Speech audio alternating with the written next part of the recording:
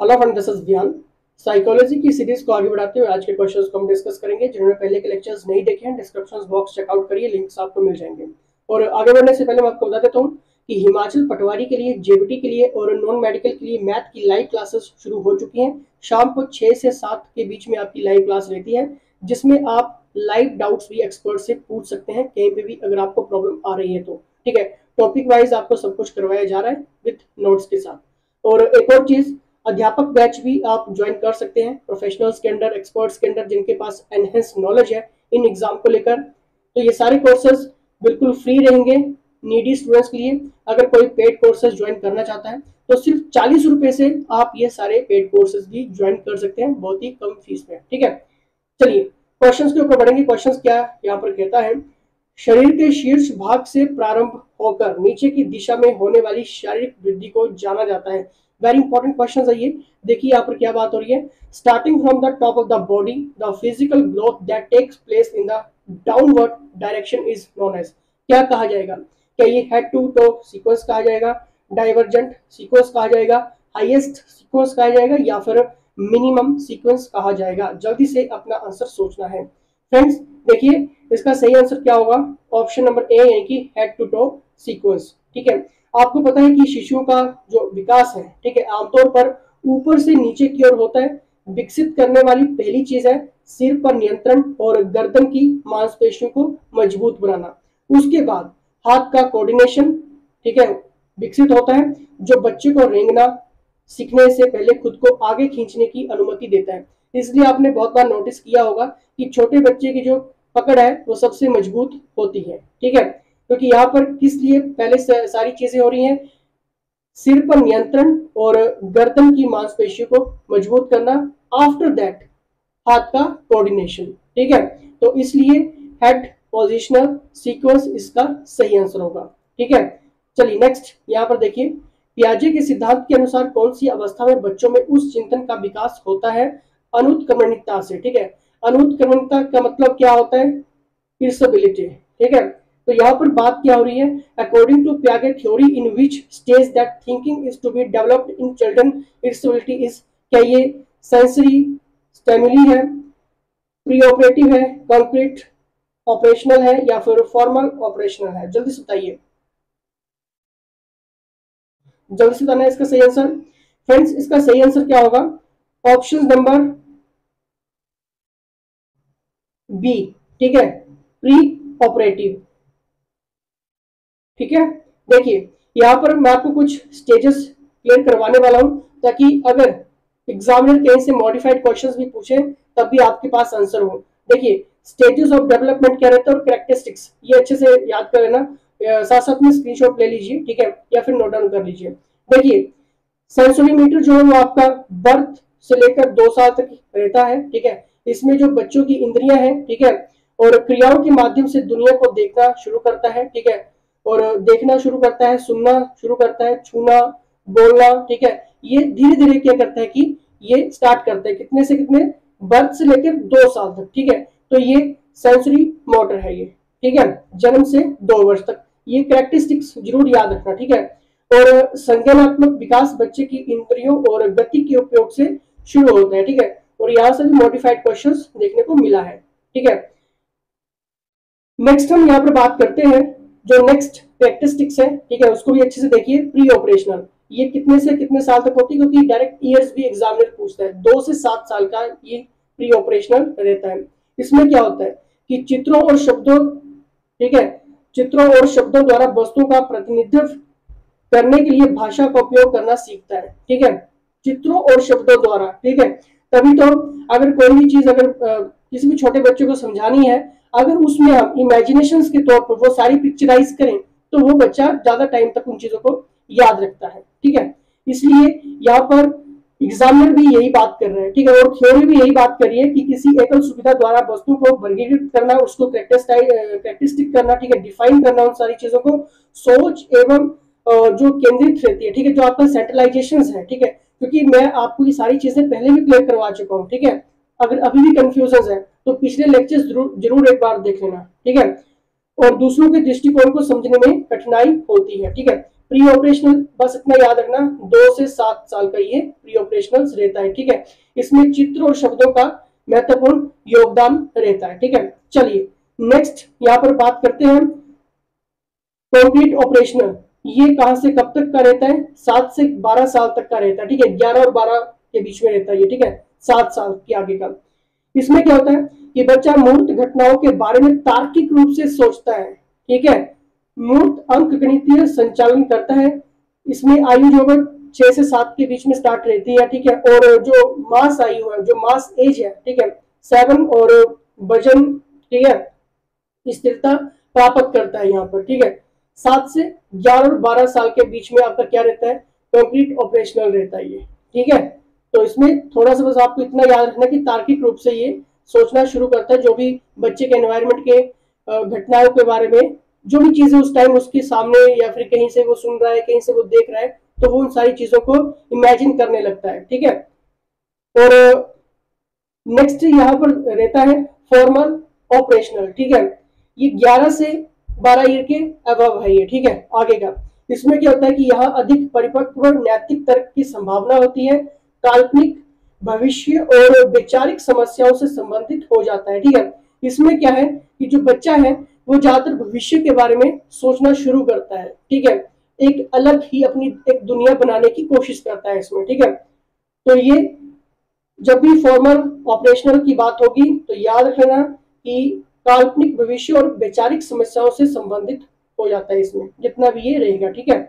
चलिए नेक्स्ट हम बात करते हैं। देखिए नेक्स्ट क्वेश्चन क्या है, निर्जीव वस्तु का सजीव गुण देने वाली प्रकृति का पियाजे ने क्या नाम दिया है? वेरी इंपॉर्टेंट क्वेश्चन है, ये बताना है।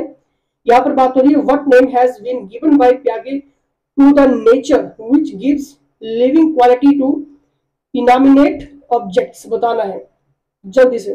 क्या ये कल्पना है, सेंट्रलाइजेशन है, लिविंग थॉट है, या फिर ऑब्जेक्टिव स्टैटिक है? जल्दी से बताइए इसका सही आंसर क्या होगा फ्रेंड्स। इसका सही आंसर होगा ऑप्शन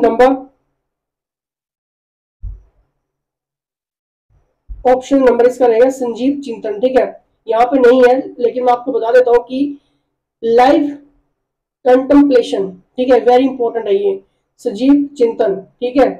मतलब option number C is the right answer, ठीक है। तो लिविंग थॉट बोलो या फिर लाइव कंटेम्पलेशन, ठीक है, बात एक ही है, मतलब एक ही है, ठीक है। तो इसलिए भी कंफ्यूज नहीं रहना है। एक और चीज मैं आपको बता देता हूँ, हमीरपुर शिमला बोर्ड की तरफ से एक और चीज अनाउंस हुई है कि कई बार आपने देखा होगा कि हिंदी का जो मतलब रहता है वो कई बार ट्रांसलेशन में अलग हो जाता है और इंग्लिश का जो ट्रांसलेशन है वो अलग हो जाता है। तो कभी अगर ऐसा कुछ होता है, ठीक है, ऑप्शंस में जब आप देखते हैं, ठीक है, तो प्रायोरिटी जो रहेगी वो आपकी इंग्लिश में जो रहेगा उसको ज्यादा दी जाएगी, ठीक है। तो ये सारी चीजें रहती हैं, ठीक है। तो option number C is the right answer, Sanjeev Chintan, ठीक है। नेक्स्ट यहाँ पर देखिए, बालकों के सर्वतोमुखी विकास हेतु सर्वाधिक उचित विद्यालय है कौन सा विद्यालय जो वो सबसे बेस्ट है विद्यार्थियों के लिए? क्या ये प्लेग्राउंड है, कम्युनिटी है, नेचर वर्ल्ड है, या फिर लेबोरेटरी है? जल्दी से बताना है, जल्दी से। Most appropriate schools of the all round development of children की बात यहाँ पर हो रही है, ठीक है। एप्रोप्रिएट स्कूल बताना है दोस्तों। इसका सही आंसर होगा ऑप्शन ए यानी कि खेल का मैदान, ठीक है। खेल के मैदान में क्या होता है कि जो माइंड की ग्रोथ है वो ज्यादा डेवलप होती है, और ये सारी चीजें कहाँ पे हो रही हैं? एक स्कूल में हो रही है, ठीक है, क्योंकि ये सारी चीजें एक एप्रोप्रिएट स्कूल की यहाँ पर बात हो रही है, ठीक है। क्योंकि क्वेश्चंस में एग्जामिनर यही चीज पूछ रहा है कि बालकों का जो सर्वाधिक विकास है, ठीक है, सर्वाधिक विकास कहाँ पे हो रहा है? उचित विद्यालय की यहाँ पर बात हो रही है। तो नेचुरल सी बात है कि खेल का मैदान हो सकता है, कम्युनिटी और नेचर वर्ल्ड, और लेबोरेटरी तो कभी नहीं हो सकता, ठीक है।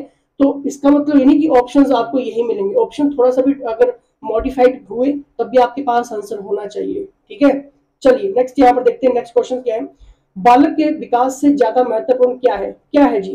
What is more important than the development of the child? बताइए, बालक के विकास से ज्यादा महत्वपूर्ण क्या है? बताइए, क्या ये हेरेडिटी है, एनवायरनमेंट है, बोथ हेरेडिटी एंड एनवायरनमेंट है, या फिर शिक्षा सबसे ज्यादा महत्वपूर्ण है बालक के विकास के लिए? बताना है जल्दी से, जल्दी से। देखिए, बालक के विकास के लिए जो सबसे ज्यादा महत्वपूर्ण क्या है?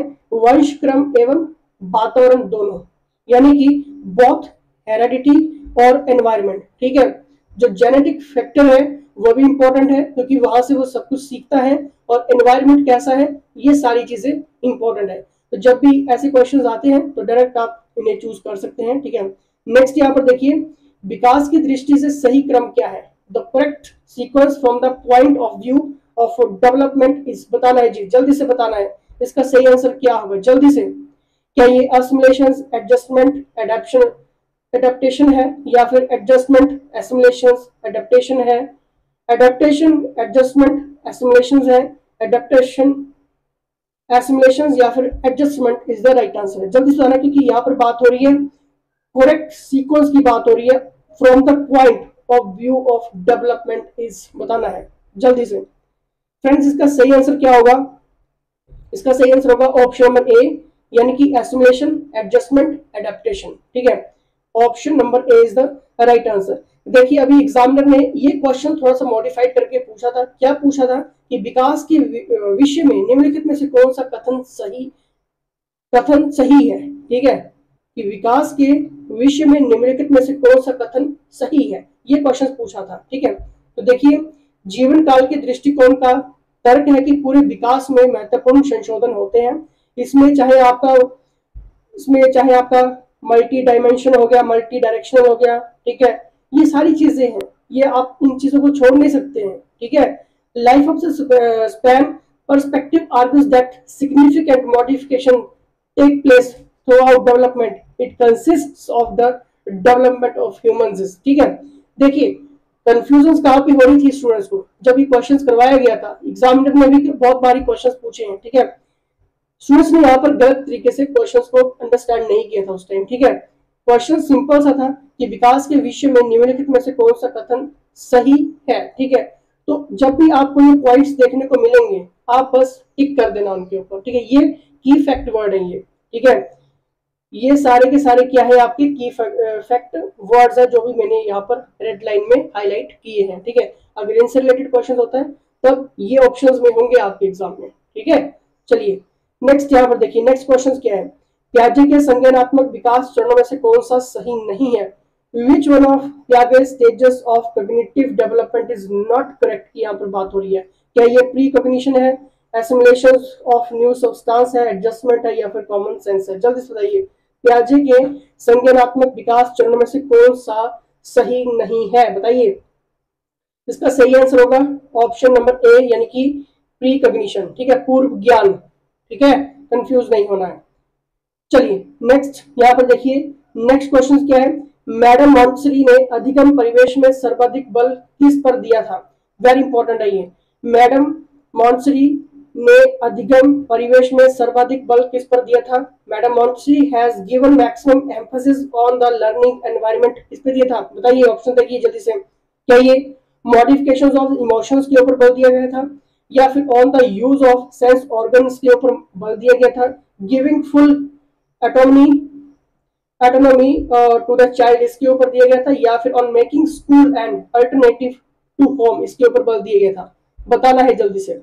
देखिए जब भी हम मैडम मॉन्टेसरी की बात करते हैं तो उन्होंने सर्वाधिक बल इस पे दिया था ज्ञानेंद्रियों के उपयोग पर, ठीक है, on the use of sense organs, ठीक है। बस आपको यहां से क्लिक करने हैं क्वेश्चंस, ठीक है। ये जितने भी क्वेश्चंस करवा रहा हूं, ठीक है, अच्छे से रीड करना, और बाकी जितना भी पैकेज है, जेवीटी का है, टीएसटी का है, ठीक है, कमीशन का है, ये सारी चीजें आपको व्हाट्सएप पे मिल जाएंगी। वीडियो कोर्स रहेगा, लाइव भी रहेगा, रिकॉर्डेड भी रहेगा, ठीक है, मॉक टेस्ट सब कुछ, एमसीक्यूज, नोट्स वगैरह सब कुछ मिलेगा एक्सपर्ट्स के अंदर। कितने रुपए में, सिर्फ 39 रुपए से ही कोर्सेस स्टार्ट है, ठीक है, और नीडी स्टूडेंट्स के लिए तो बिल्कुल ही फ्री है, ठीक है, तो व्हाट्सएप कर लेना। देखिए यहाँ पर भी यही बात हो रही है जो मैं आपको कहना चाहता हूँ, ठीक है, बाकी आप ये पढ़ लेना, ठीक है। चलिए नेक्स्ट यहाँ पर देखिए, नेक्स्ट है, प्याजे के अनुसार मूर्त संक्रियाओं का स्तर किस अवधि में घटित होता है, बताइए जल्दी से बताइए। According to Piaget, in which period does the level of concrete operations occur, बताइए। क्या ये जन्म से 2 वर्ष, 2 से 7 वर्ष, 7 से 11 वर्ष, 11 से 15 वर्ष, प्याजे के अनुसार। और इस टॉपिक को तो आप छोड़ ही नहीं सकते हैं, ठीक है। मूर्त संक्रियाओं का स्तर किस अवधि में घटित होता है, बताना है जल्दी से। और मैंने आपको पूरी की पूरी जब ऊपर लिस्ट डिस्कस की तो उसमें मैंने आपको सारी चीज ये बता दी थी 7 से 11 वर्ष के बीच की, ठीक है, तो ये इंपॉर्टेंट है।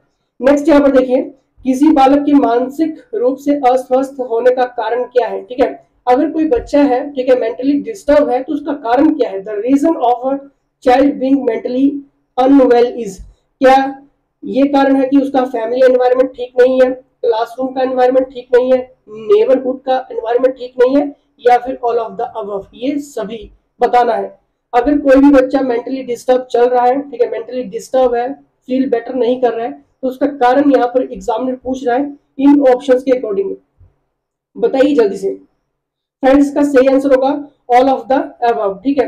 अगर कोई बच्चा यहाँ पर मेंटली डिस्टर्ब है, ठीक है, तो उसका फैमिली एनवायरनमेंट भी इंपॉर्टेंट है। अगर फैमिली एनवायरनमेंट में कोई डिस्प्यूट चल रहे हैं तो सीधा फर्क बच्चे के दिमाग के ऊपर आएगा। क्लासरूम का एनवायरनमेंट ठीक नहीं है तो बच्चे के दिमाग के ऊपर असर आएगा, ठीक है।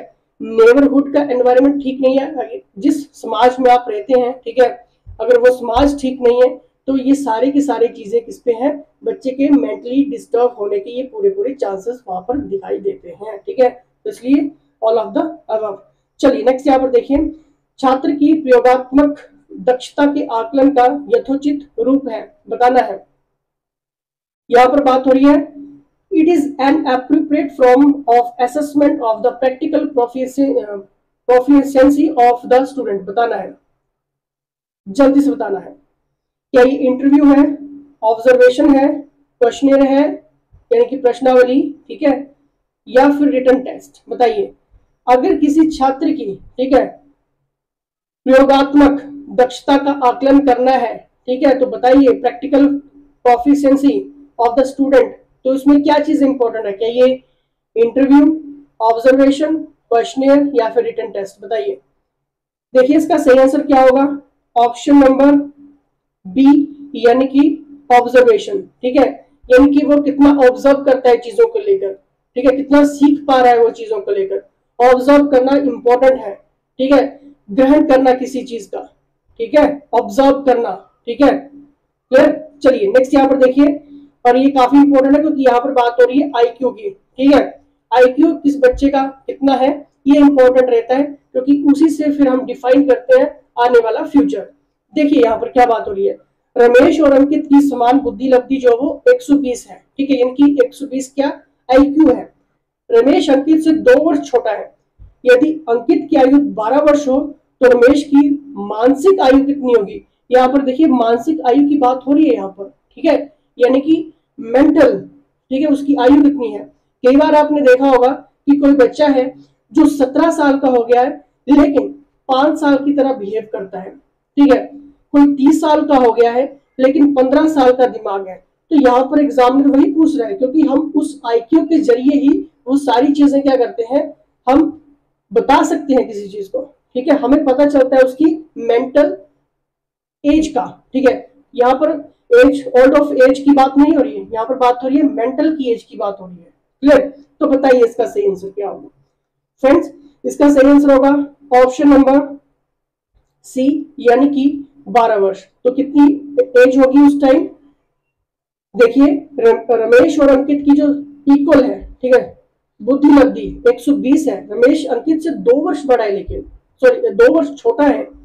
यदि अंकित की आयु 12 वर्ष हो तो रमेश की मानसिक आयु कितनी होगी, मानसिक आयु 12 वर्ष, ठीक है। चलिए नेक्स्ट यहाँ पर देखिए, सीखने की परिघटना में से कौन सा आवश्यक घटक नहीं है, बताना है जल्दी से बताइए। Which of the following is not an essential component of the learning phenomenon, बताइए। क्या ये लर्नर, इंटरनल, अरेंजमेंट, परसुएसिव या फिर टीचर, बताइए। सीखने की परिघटना में से कौन सा आवश्यक घटक नहीं है, बताइए जल्दी से। इसका सही आंसर होगा ऑप्शन नंबर डी, यानी कि शिक्षक। सीखने की परिघटना में आवश्यक घटक शिक्षक नहीं है, जबकि ये सारी चीजें आपका लर्नर भी रहेगा, इंटरनल, अरेंजमेंट भी रहेगा, परसुएसिव भी रहेगा, यानी कि प्रेरक, ये सारी चीजें रहेंगी, ठीक है। चलिए नेक्स्ट यहाँ पर देखिए फ्रेंड्स, थोड़ा सा आपको यहाँ पर डिस्कस करवा देता हूँ। जो शिक्षक अपने कर्तव्य और अधिकारों के प्रति सचेत रहता है वो अपने स्वाभिमान की रक्षा करने में सक्षम होता है, ठीक है, रोल मॉडल की तरह शिक्षक को भी ईमानदारी, अनुशासन, देशभक्ति, ठीक है, आत्मनिर्भरता आदि का उत्साह भरना होता है। ठीक है, नेक्स्ट यहाँ पर देखिए, नेक्स्ट क्वेश्चन क्या है, वेरी इंपॉर्टेंट है ये भी। ठीक है, यहाँ पर बात क्या हो रही है, निम्नलिखित में से कौन सा सिद्धांत ये दर्शाता है कि अपेक्षित व्यवहार के सन्निकट सकारात्मक प्रतिक्रिया तथा पुनर्वलन के फलस्वरूप व्यवहारात्मक विकास किया जा सकता है। वेरी इंपॉर्टेंट है, मैं थोड़ा सा आपको पुनर्वलन का बता दूंगा क्योंकि फैक्ट क्वेश्चन है और एग्जामिनर ने पूछा है, लेकिन मुझे इसका आंसर जल्दी से बताइए क्या होगा फ्रेंड्स। इसका सही आंसर होगा ऑप्शन नंबर सी, यानी कि ऑपरेट अनुबंध। लेकिन इंपॉर्टेंट क्या था, आपको समझना क्या था, पुनर्वलन होता क्या है फ्रेंड्स। एक शब्द के रूप में पुनर्वलन एक व्यक्ति को प्रेरित करने की मनोवैज्ञानिक प्रक्रिया को संदर्भित करता है। हालांकि अभिप्रेरणा और पुनर्वलन को समानार्थक रूप से उपयोग किया जाता है। अभिप्रेरणा और पुनर्वलन के बीच बहुत कम अंतर होता है। ठीक है, पुनर्वलन एक ऐसी चीज है जो प्रतिक्रिया की दक्षता को बढ़ाती है। ठीक है, और उस व्यवहार की पुनरावृत्ति को प्रेरित करती है जो पुनर्वलन से पहले हुआ था, इसलिए ऑपरेंट कंडीशनिंग। और क्वेश्चन भी यही पूछा गया था। ठीक है, क्वेश्चन में क्या था कि अपेक्षित व्यवहार के सन्निकट सकारात्मक प्रतिक्रिया तथा पुनर्वलन के फलस्वरूप व्यवहारात्मक विकास किया जा सकता है। तो यानी कि operant conditioning is the right answer. ठीक है, चलिए नेक्स्ट यहाँ पर देखिए, माता पिता से वंशजों में स्थानांतरित होने वाले लक्षणों को क्या कहा जाता है। क्या कहा जाता है, क्या ये एनवायरमेंट कहा जाता है, जीन कहा जाता है, हेरेडिटी कहा जाता है, या फिर होमोस्टैसिस कहा जाता है। जल्दी से बताइए, जल्दी से बताइए, माता पिता से वंशजों में स्थानांतरित होने वाले लक्षणों को क्या कहा जाता है। इसका सही आंसर होगा हेरेडिटी।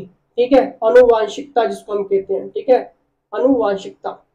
अब आपने सिंपली करना क्या है, व्हाट्सएप करो जेबीटी के लिए, और चाहे टीजीटी की अगर आप तैयारी करें, मेडिकल नॉन मेडिकल की तैयारी करें, किसी भी एग्जाम की तैयारी करें। ठीक है, मैथ की अगर आपको लाइव क्लासेस लेनी है तब भी व्हाट्सएप कर लेना। ठीक है, इसमें आपको पटवारी का मिल जाएगा, जेबीटी का मिल जाएगा, और नॉन मेडिकल का मैथ भी मिल जाएगा। ठीक है, और बाकी के सारे mock test, MCQs, recorded lectures, हर एक चीज का। ठीक है, टॉपिक वाइज, सीक्वेंस वाइज में सब कुछ मिल जाएगा। कितने रुपए में स्टार्ट है कोर्सेज, सिर्फ 39 रुपए से स्टार्ट है, और जरूरतमंद स्टूडेंट्स के लिए बिल्कुल फ्री ऑफ कॉस्ट ये कोर्सेज रहते हैं। ठीक है, चलिए जल्दी से व्हाट्सएप करिए और ये सारे फायदे लीजिए।